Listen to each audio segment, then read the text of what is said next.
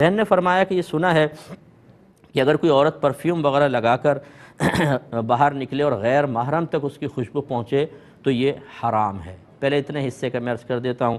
دیکھیں نبی کریم صلی اللہ علیہ وسلم نے عورتوں کے لیے یہی حکم فرمایا کہ وہ ایسی خوشبو لگائیں جس کا رنگ تو ہو لیکن وہ پھیلے نہیں، جو زیادہ تر علماء نے فرمایا کہ مہندی جیسے ہے، اس میں خوشبو بھی ہوتی ہے، وہ لگائیں، زیادہ پھیلے گی نہیں اور اس میں رنگ نظر آئے گا۔ کی خدمت میں گزارش کی تھی کہ یہ حدیث میں ہے نبی کریم صلی اللہ علیہ وسلم نے عورتوں کو ایسی خوشبو لگانے سے منع فرمایا کہ جو پھیلے اور نامحرم مردوں تک پہنچے،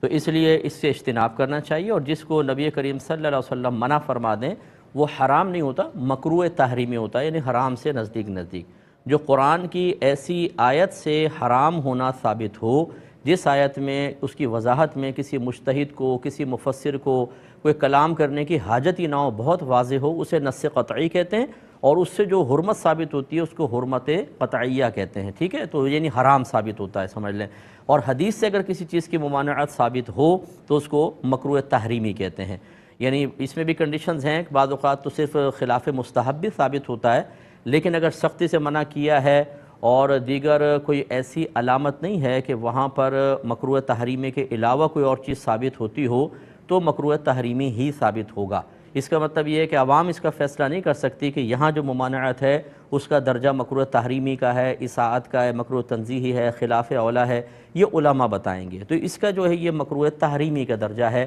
یہ ضرور علماء نے فرمایا کہ گناہ گار ہوگی عورت۔ اچھا، اب مسئلہ یہ ہے، انہوں نے مزید یہ پوچھا کہ اگر فرض کر لیں کہ کوئی پاؤڈر لگاتی ہے عورت، یا ہمارے کپڑے دھلتے ہیں کوئی ایسے پاؤڈر وغیرہ میں یا کوئی ایسی لیکوڈ میں جس کی وجہ سے کپڑوں سے خود بخود خوشبو نکل رہی ہو، اسی طریقے سے اگر کوئی عورت شیمپو سے نہائے اس کے بالوں سے خوشبو کافی دور تک پہنچ رہی ہو تو کیا حکم شرع ہوگا؟ دیکھیں یہاں پہ بھی وہی حکم شرع ہے کہ حتی الامکان کوشش کریں کہ ایسی چیزیں یوز کریں کہ دوسروں تک اسمیل نہ پہنچے۔ اس کی وجہ غالباً اور اکثر علماء نے یہی لکھی ہے کہ جب خوشبو مرد تک پہنچتی ہے تو اس کی توجہ ہماری طرف آئے گی، اور بعض اوقات خوشبو جو ہے وہ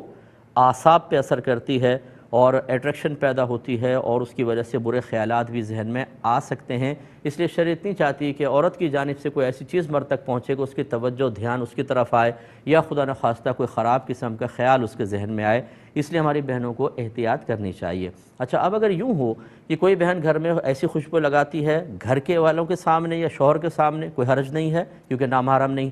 دوسرا یہ کہ اگر وہ گھر سے نکلتی ہے فوراً گاڑی میں بیٹھتی ہے، فرض کر لیں، اور کسی شادی ہال تک پہنچی اور وہاں عورتیں علیحدہ ہیں، تو اب اس کو لگا کر نکلنے میں مسئلہ نہیں ہے کیونکہ آپ کوئی نامحرم تک خوشبو نہیں پہنچ رہی، شوہر کے ساتھ ہیں فرض کر لیں، تو یعنی مطلقاً ایسی خوشبو لگانا جو دور تک پہنچے منع نہیں ہے، یہ اسی وقت ہے کہ جب نامحرم تک پہنچنے کا اندیشہ ہو، تو اس لیے بہنیں تھوڑی سی احتیاط کے ساتھ لگائیں۔ باقی مستثنیٰ صورتیں اس کی بہت ساری ہو سکتی ہیں، بعض اوقات کچھ ایسی ریکوائرمنٹ، کوئی بہنیں جاب وغیرہ کرتی ہیں، وہاں کی کچھ ایسی ریکوائرمنٹ ہو سکتی ہیں کہ جس میں اس کا استثناء ہو جائے، تو وہ خاص کنڈیشن جب کوئی آئے گی تو انشاءاللہ اس کا جواب دے دیں گے، لیکن مطلقاً جو ہماری بہنوں کے لیے حکم شرع ہے وہ یہی ہے جو آپ کی خدمت میں ذکر کیا ہے۔